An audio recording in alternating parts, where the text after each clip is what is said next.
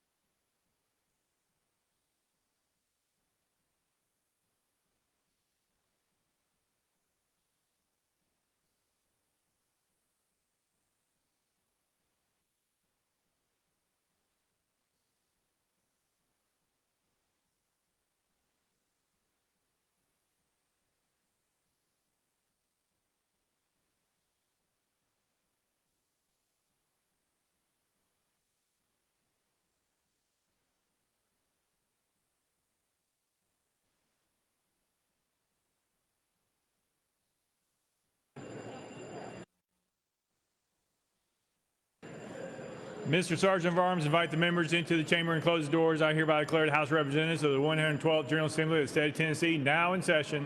Will the members please stand? Will the visitors in the gallery please stand and remain standing through the Pledge of Allegiance? Representative Haston will serve as chaplain of the day. Representative Haston, you are recognized. Thank you, Mr. Speaker. 820 days ago was my first day on the House floor. On that first day here, my granddad, Hoyt Kirk, served as chaplain of the day. He had a health scare last week and was in the hospital for 3 days. And I just want to thank the fine folks, his nurses and doctors at Vanderbilt Medical Center that took really good care of him and got him home this past weekend. And I just want to thank him, if he's watching at home, for being my coach, my preacher, and my best friend for the last 40 years. Would you pray with me? Our Father which art in heaven, we thank you for this day and the many blessings of it. We have much to be thankful for, Father. We thank you for this opportunity we have to serve the people of this great state. We thank you for our families at home. We thank you for our church families. We thank you for our family that's here in this very chamber. We pray that you be with each one of us and help us to have the courage and wisdom to make the right decisions and to lead in the right way. Most of all, we're thankful for your Son and the sacrifice that he made for each one of us that we might have a home of heaven someday. It's in his name we pray. Amen. Representative Haston will lead us in the Pledge of Allegiance. I pledge allegiance to the flag.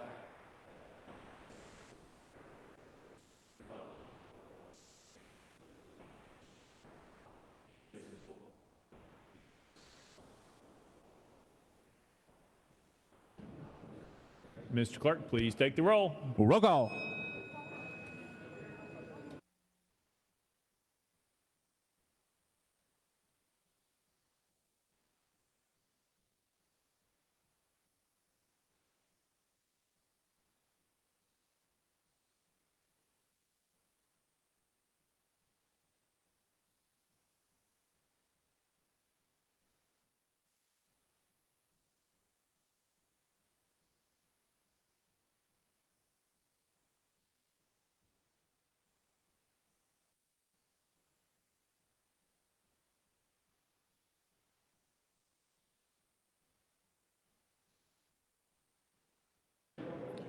Mr. Clerk, please take the roll.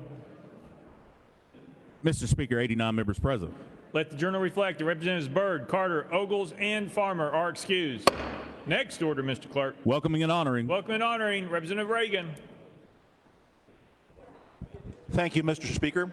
Ladies and gentlemen, I'd like to welcome my intern, Ms. Shelby Batson, currently from University of Tennessee Martin, this semester transferring to UT Knoxville next semester for law school. Please make her welcome.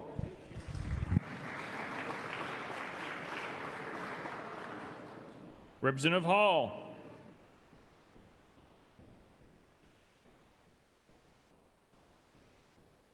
Thank you, Mr. Speaker. It's days like today that renews my hope and enthusiasm in our great state. We have a young man in our midst that will be going to OCS, Officer Candidate School in Quantico, Virginia. He's joining an organization that's been in existence for 246 years and is still in business, and that would be the United States Marine Corps. Could we please welcome Spencer Shaw?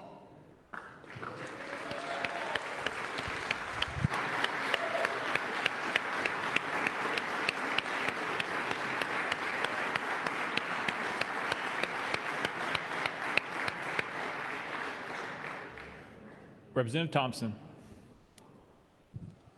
Thank you, Mr. Speaker. Just wanted to give special honor to Jennifer Thompson, who has somehow put up with this representative for 42 years as of yesterday. Thank you.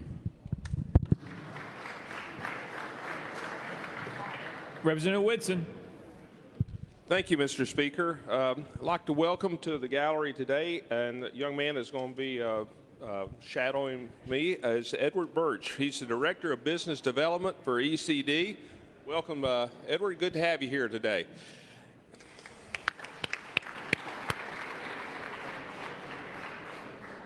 Representative Cochran. Thank you, Mr. Speaker. In the gallery to my left, I wanted to welcome Jeff and Benja White. This is their first time at watching session with us. They're actually constituents of Representative Sapicki, but they are the parents of my assistant, Miss Anna Catherine White. So if you'll welcome them, with us this morning. Thank you.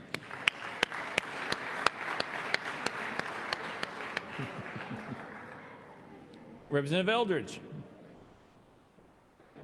Thank you, Mr. Speaker. I have a couple of friends up in the gallery here to our right that are from up in East Tennessee, Greg Von Cannon and Jesse Seals. Please make them welcome.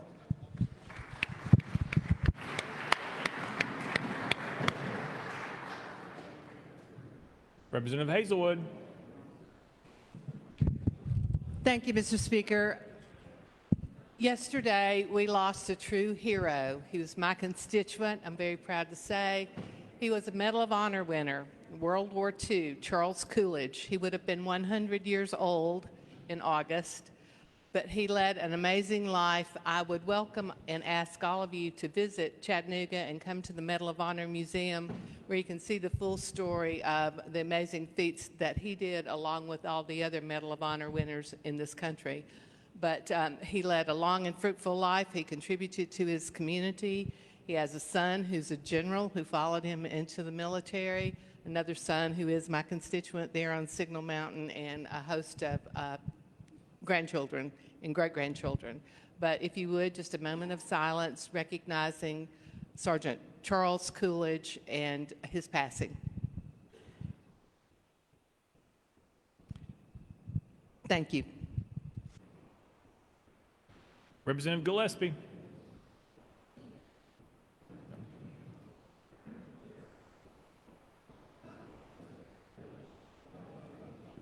There we go. Thank you, Mr. Speaker. I just want everyone to draw their attention in the back. My predecessor and everyone's friend, Representative Jim Coley, is here today. And if everyone could just make sure to wish him and say hello to him, and we get a round of applause for him.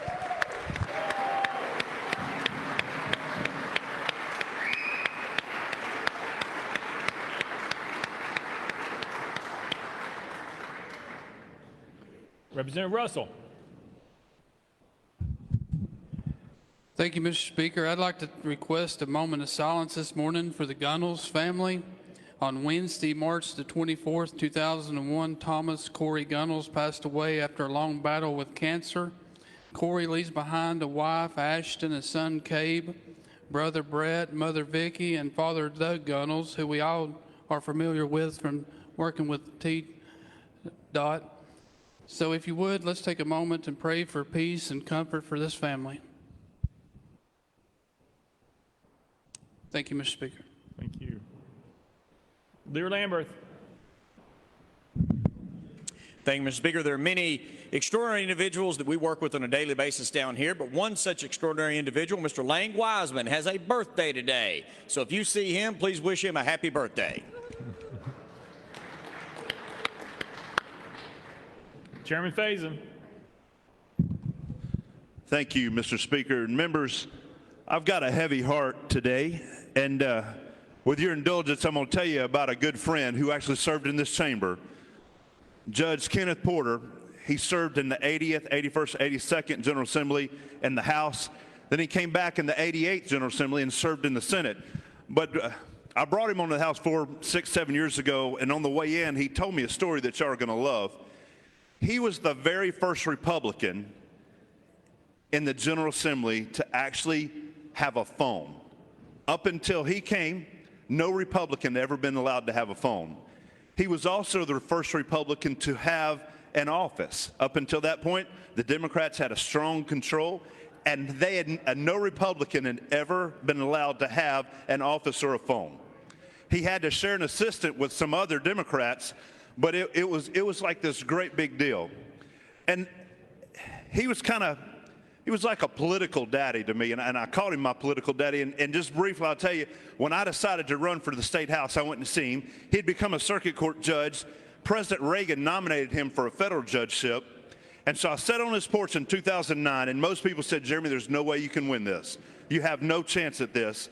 And I went to tell him what people were saying, and I kind of told him my story, what I was thinking I wanted to do.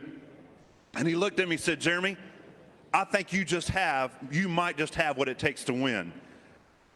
The next year we were allowed to win, and we've been here for 11 years. But I want y'all, if you don't mind, would you just rise with me? His sweet wife is Janet Porter. She's at home, and they're fixing to have his funeral. And guys, this was one of us who blazed the way for Republicans back in the day when Republicans had no chance. And we, no offense to the opposite side of the party, we're standing on the shoulders of men and women who were pioneers in this place.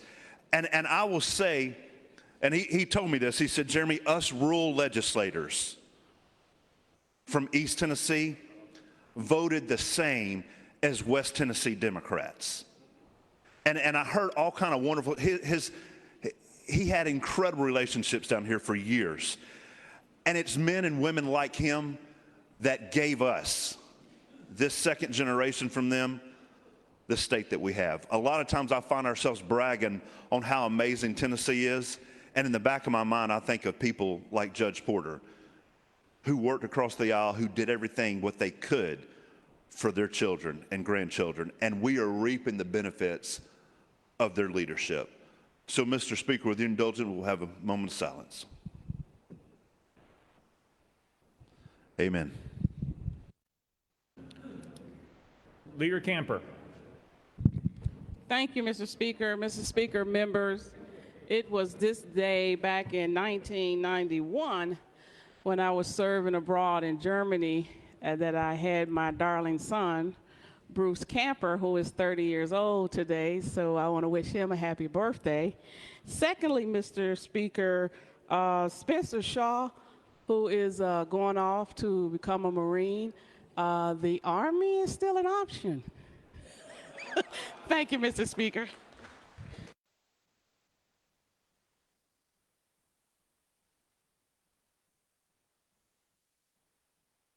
Representative Manis. Thank you, Mr. Speaker. Sunday, April the 11th is a very special day for this body, for the state of Tennessee, and for Williamson County. It just so happens that one among us will have a birthday on Sunday, April the 11th, and that is Chairman Whitson. It's been a pleasure for me to be his desk mate, so let's wish Chairman Whitson a happy birthday.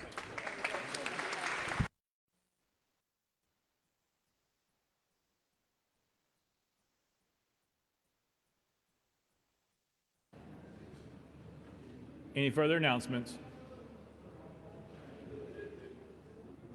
Next order, Mr. Clerk. Introduction of resolutions. Leader Lamberth, you are recognized. Thank you, Mr. Speaker.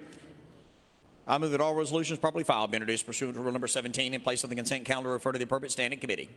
Without objection, so ordered. Next order, Mr. Clerk. Senate Joint Resolutions congratulatory and memorializing. Leader Lamberth, you are recognized. Thank you, Mr. Speaker. I move that all Senate joint resolutions congratulatory and memorializing line of the desk be placed on the consent calendar pursuant to Rule number 17. Without objection, so ordered. Next order, Mr. Clerk. Resolutions lying over. Leader Lamberth, you are recognized. Thank you, Mr. Speaker. I move that all resolutions lying over be referred to the appropriate standing committee. Without objection, so ordered.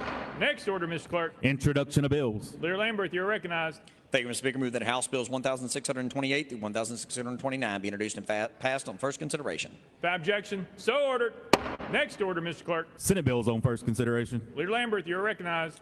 Thank you, Mr. Speaker. I move that Senate Bills 146, 163, 173, 177, 224, 279, 399, 410, 447, 488, 615, 699, 886, 1,132, 1,151, 1,179, 1,201, 1,229, 1,262, 1,270, 1,285, 1,307, 1,339, 1,612, and 1,615 transmitted by the Senate be held on the desk pending third consideration of their companion House bills. Without objection, so ordered. Next order, Mr. Clerk. Senate bills on second consideration, House bills on second consideration, petitions and memorials, reports from standing committees, reports from select committees, calendars. Mr. Speaker, the House has a consent calendar. Chairman Zachary, you're recognized.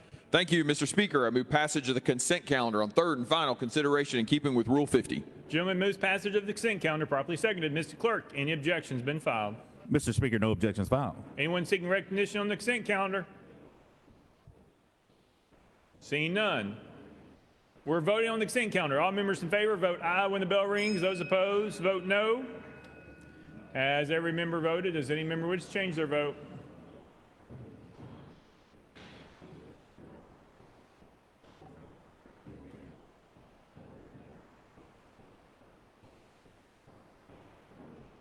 Ms. Clerk, please take the vote. Ayes 87, no nays. Having received the constitutional majority, I declare the consent calendar passed without objection. The motion to reconsider is tabled. Next order, Mr. Clerk. House Joint Resolution 8 by Chairman Todd, a resolution to make application to Congress of the United States pursuant to Article 5 of the United States Constitution to call a joint convention proposing amendments to set limits on number of terms to which a person may be elected as a member of the United States House of Representatives and to set a limit on the number of terms to which a person may be elected as a member of the United States Senate. Chairman Todd, you're recognized. Thank you, Mr. Speaker. I move adoption of HJR8. Chairman Todd moves adoption. Properly seconded. Mr. Clerk, any amendments been filed? Mr. Speaker, no amendments filed. Chairman Todd, you are recognized. Thank you, Mr. Speaker. Ladies and gentlemen, what this resolution does, it calls for Congress to set a time and a place for a convention, an Article 5 convention as laid out in our Constitution of the United States for one express purpose, and that is for setting term limits on the U.S. Congress. Our founders put this in the Constitution. It has never been used to this date because Congress has always appointed these amendments to the states to ratify.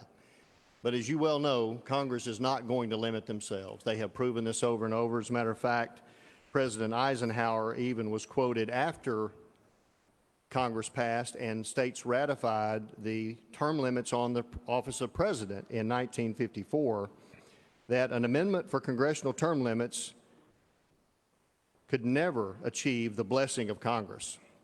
It could be initiated only by the states. And that is, as you well know, the truth. So it is, I think, beholden on us to do that. And this mechanism was laid out by our founders and supported by our founders to give states that option to petition Congress to set a time and place. And then we send delegates that would then vote on whatever issue we ask them to, exactly how we ask them to. This body, the General Assembly, we control those delegates, and they must do what we tell them to. Otherwise, it's a felony. We can call them back and appoint new delegates. But the main thing about this is that some of the concerns that have been expressed is that this could go off the rails and rules could be changed, the Constitution could be changed without us ratifying it. And that could be no further from the truth. The rules are laid out, how to ratify the Constitution.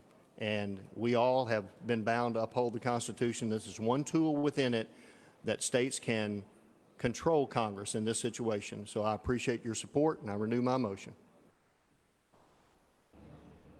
Chairman Todd renews his motion. Any discussion on the bill? Representative Weaver, you are recognized. Thank you, Speaker, and thank you, Mr. Sponsor. I have the highest respect for you. But members, I rise in opposition of this. I have stood before previous sessions when this kind of legislation came before the body. I believe it's dangerous. We have not had a convention since 1787. And why do you think that is? Why do you think that some people that I respect, like the late former Justice Scalia, is quoted as saying, whoa, we don't want a convention. What can happen when we open that up? And that's my question I'm asking you. I mean, we don't have control over those delegates. We haven't, and I'll just have you check in what has happened lately here in Congress. We don't have the control over those delegates. And in this climate, in this political climate, we're going to risk opening up our Constitution for it to be a Trojan horse to go in there and totally give us something new. For 60 years, globalists have wanted to come for our Constitution. And may I just suggest this? Our Constitution is the only thing that protects us as citizens. Our Second Amendment, a holy grail, for globalists to come and take that from us. And this in my humble opinion, is a way they can get to it. And don't think they're not trying to take our Second Amendment. That is the only thing that keeps us citizens instead of subjects. So I want you to really think hard about what we're doing here. You know, the buzzword is term limits. Last year it was balanced budget. The year before that it was limited government. And those are things that we as conservatives really embrace. But may I suggest to you that this is a Trojan horse to open a Pandora's box to literally change our Constitution. And then I might add in closing, term limits. Think about that. It's a nice, warm, fuzzy word. But have you really thought the process through, what happens when you have term limits? Number one, first thing that comes to mind is you have a lazy voting populace. People know that, oh, they're going to be in there 2 years and they're going to be right out. So the elected member could go up there and do nothing but damage for 2 years and not be accountable for any of that. Plus, even the voting citizen will say, oh, she's only going to be up there 2 years, so what the heck? We'll put somebody else in there the next time. I want you to seriously think about what you're about to do. This is dangerous. They've been trying to do this for 60 years, and we don't have a problem with our Constitution. Not one problem. What we do have is people who don't listen to it or abide by it. Thank you, members. Please consider doing it. I stand in opposition of this, and I have a high regard for the sponsor. But thank you, Mr. Speaker, and thank you, members. Chairman Todd, anything? Thank you, Mr. Speaker. I guess a couple of things. There was a lot there that I have to work with, and I appreciate my colleague from Smith County and her passion for this. We've been carrying on about this for the last few weeks, and I appreciate her comments. I will point you to a 2014 law that this General Assembly passed that was the faithful delegate law. So it literally binds our delegates. She says we have no control over those, but and that has been purported by others, but we do, in fact, have full control over our delegates. Also, the quote from Justice Scalia is somewhat taken out of context. I would submit that the rest of that quote was, but if there were a targeted amendment that was adopted by the states, Article 5, I think the only provision I would amend is the amendment provision.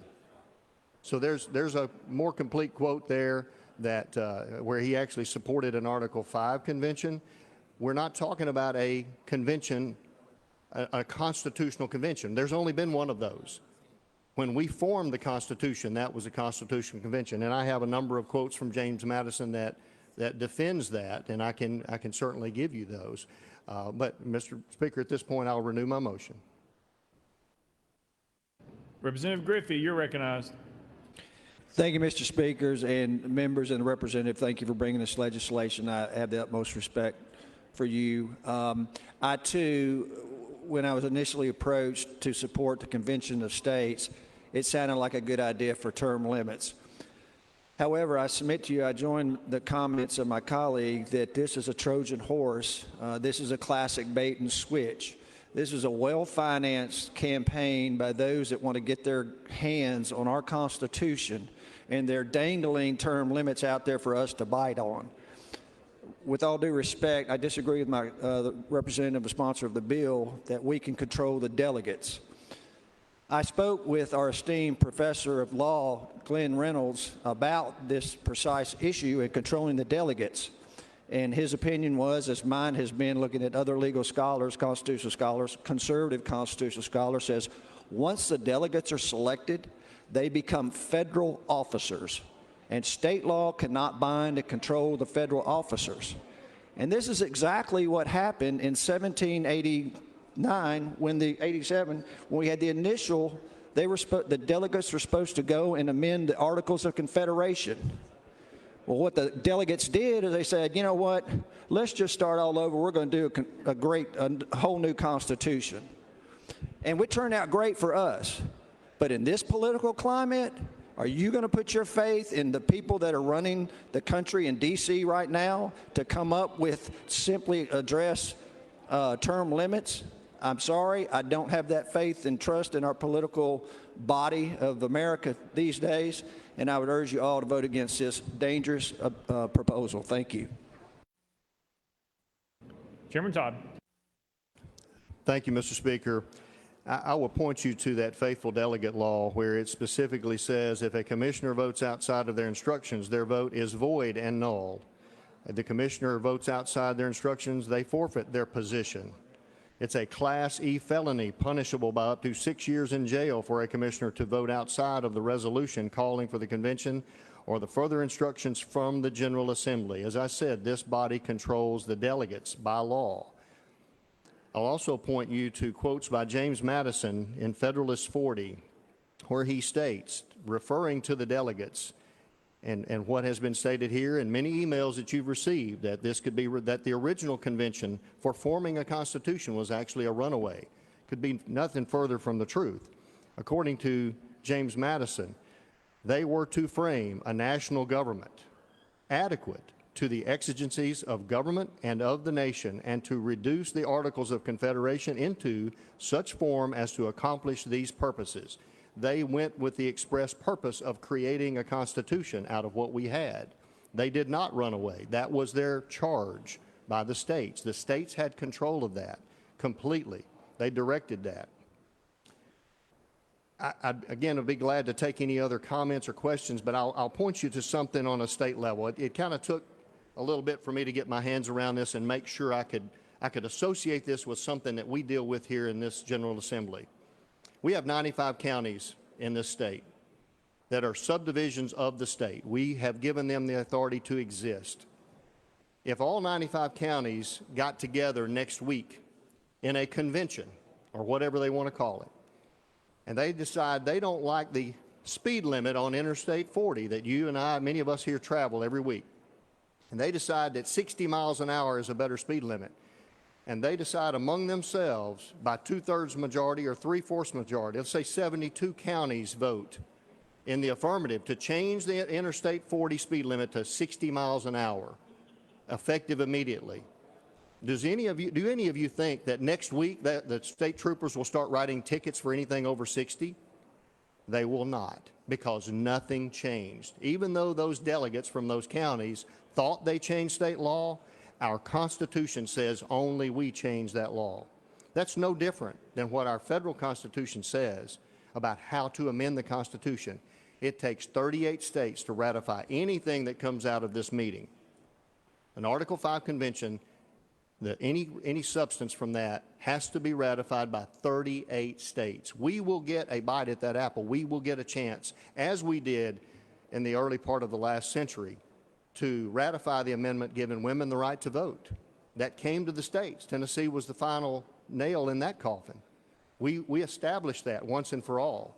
So I would submit to you that we have the final say in this. This cannot be runaway. This cannot change our laws or our rules or our Constitution unless we, in fact, as a state, change that. So, Mr. Speaker, I renew my motion.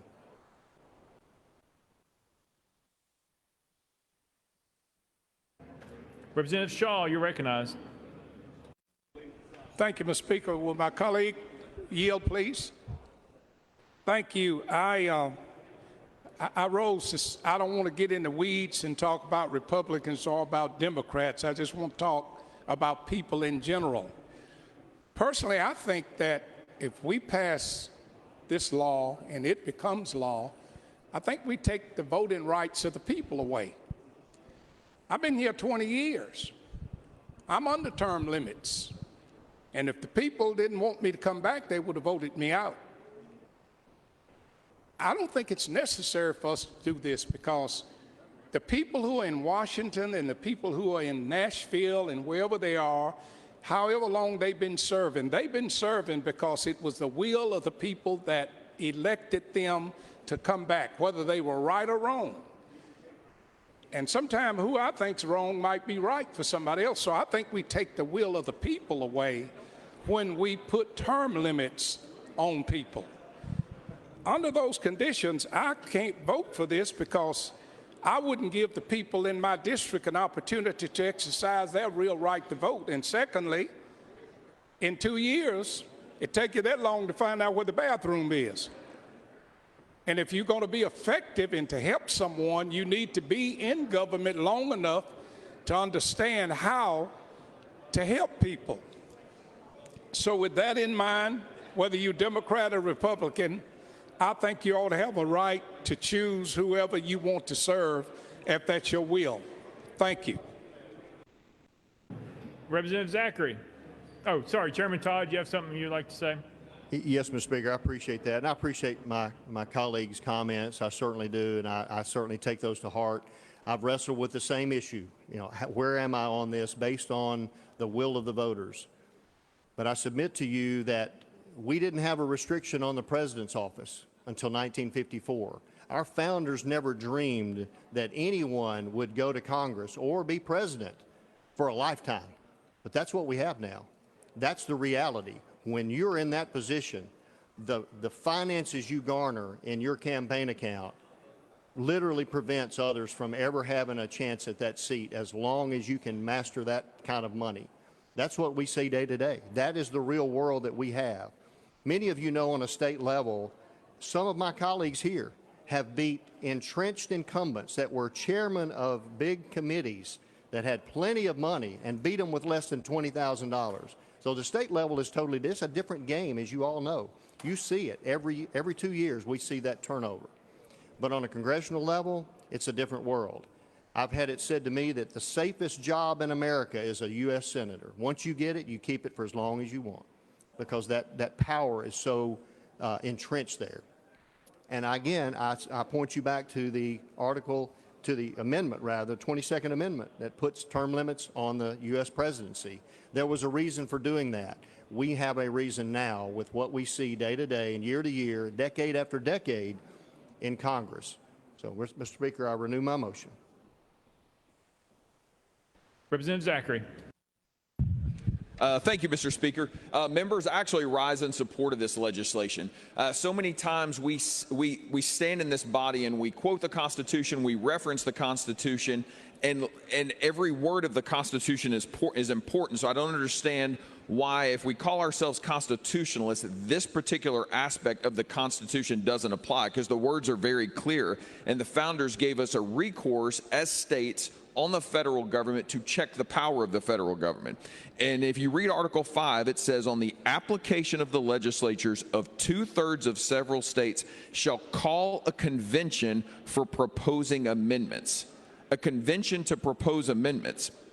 And if you look at the words written in Federalist 85 by Alexander Hamilton, he said, by the 5th article of the plan, we may safely rely on the disposition of the state legislatures to erect barriers against the encroachment of the national authority. And it's also important to remember that during the Constitutional Convention of September 15th, 1787, Article 5 was debated vigorously, but passed unanimously by our founders who gave us the Constitution.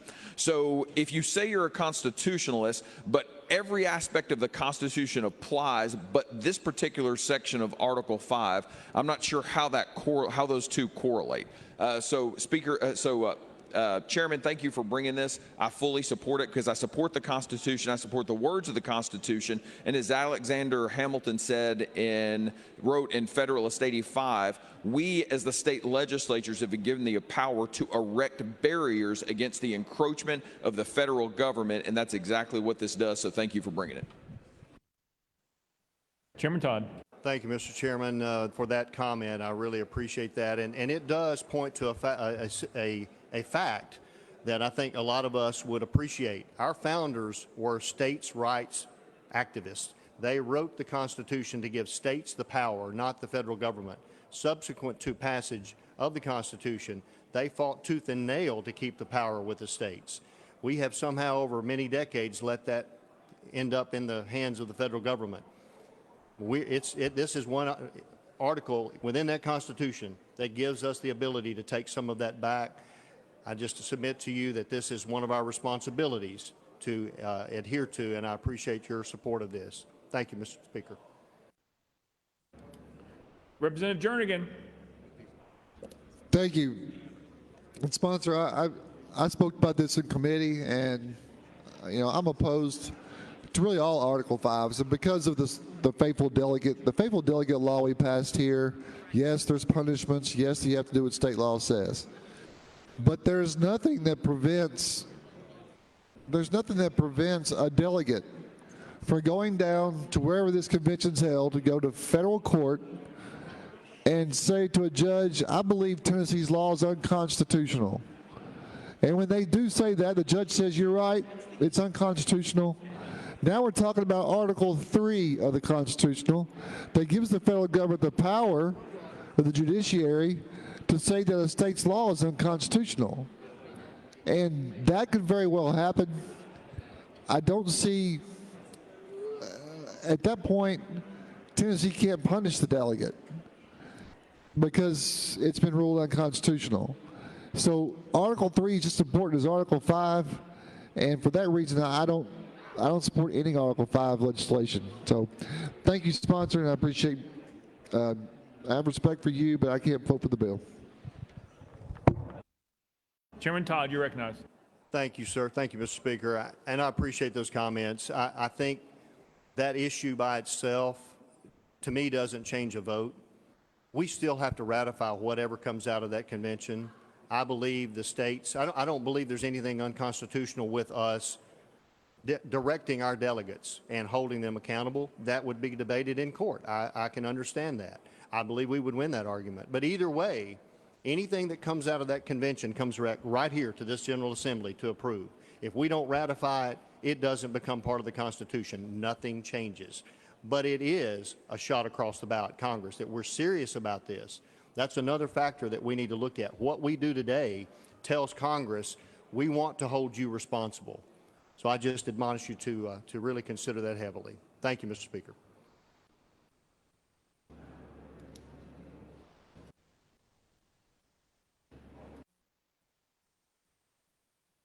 All right, Representative Cassida. Thank you, Mr. Speaker.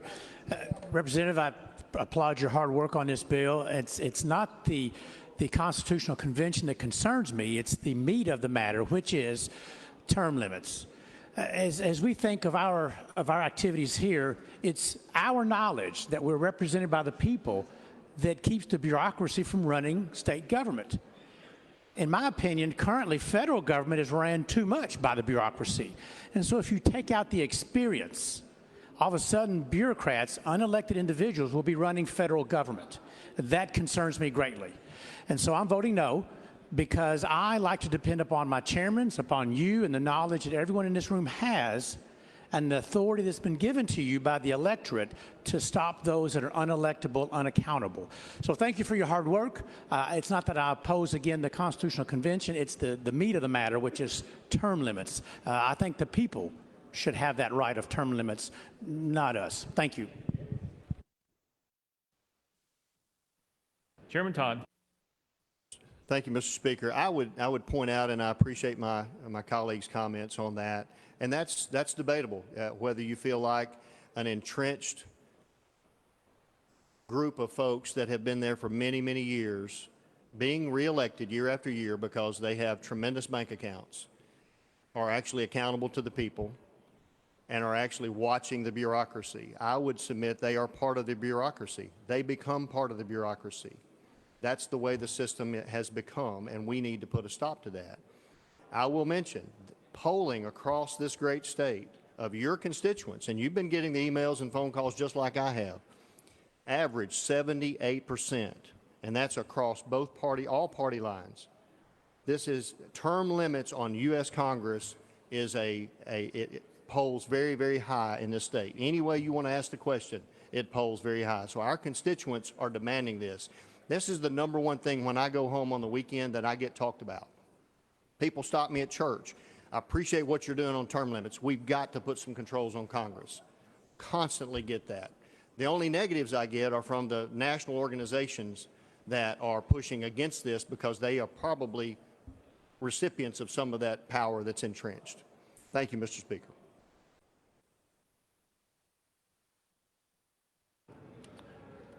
Representative Kershaw, we're working. We got. I see everybody. I mean, we've got a list. Representative Kershaw. Thank you, Mr. Speaker, and to my good friend and colleague from West Tennessee. I very rarely speak up on bills where I'm not moving an amendment from judiciary or from criminal, and I also very rarely vote no on the House floor. So I just wanted, out of respect for you, just let you know kind of where my heart was.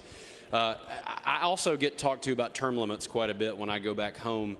But I engage in the conversation, and once we get into the layers a little bit, I actually find that people, they're not real clear on what term limits would really mean for them. And so what I want to remind folks is that our founders wanted the rights of minorities and of rural communities to be just as important as well-heeled folks from big cities like New York and San Francisco. We put in term limits, and the folks that are going to run the committees and going to have all the power are the people from the wealthy communities. That's just how it's going to go.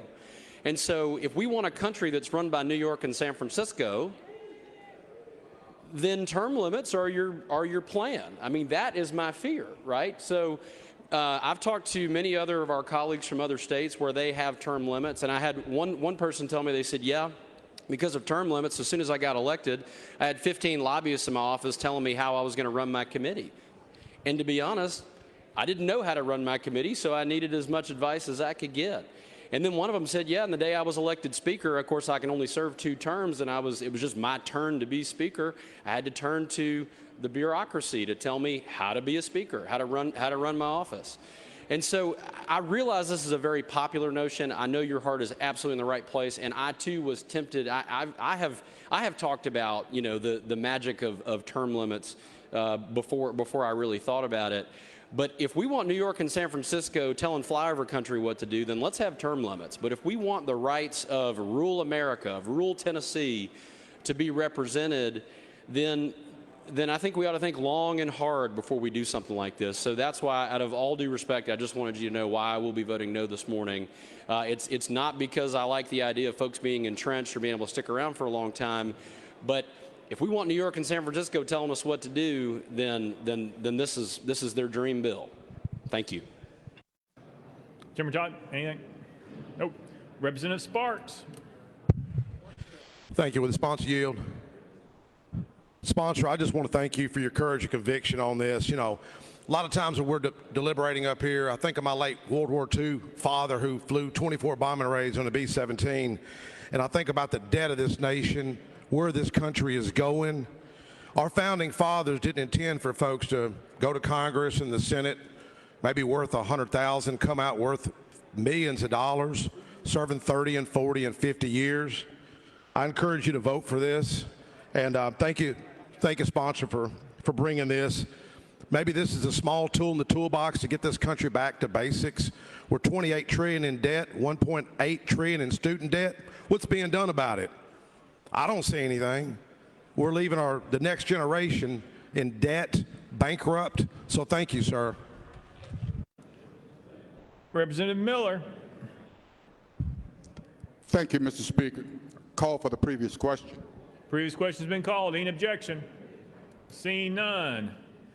All those in favor of House Joint Resolution 8 vote aye when the bell rings. Those opposed vote no. As every member voted, does any member wish to change their vote?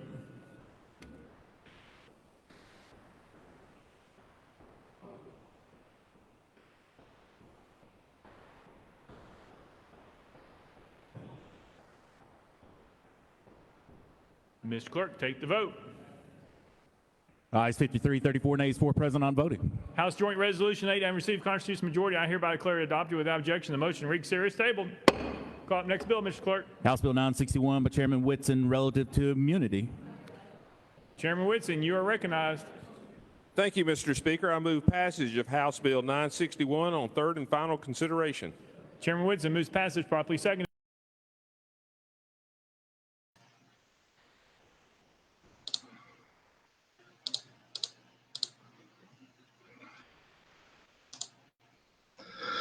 All right, everybody. Took me a second to get back with it. You just saw that we passed through the House in Tennessee which a little narrower than maybe we anticipated. There were several members that were supporters that were out, whether sick or whatever, today.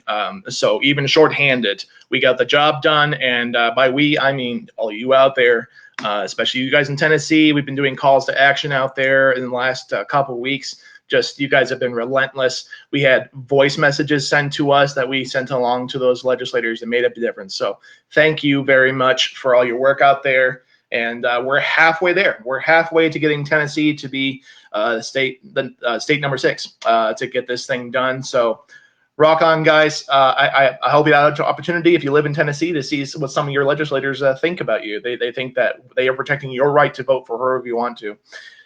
How does that jive with the fact that Tennessee voters want term limits? If it's about them choosing what they want, why aren't we voting for term limits?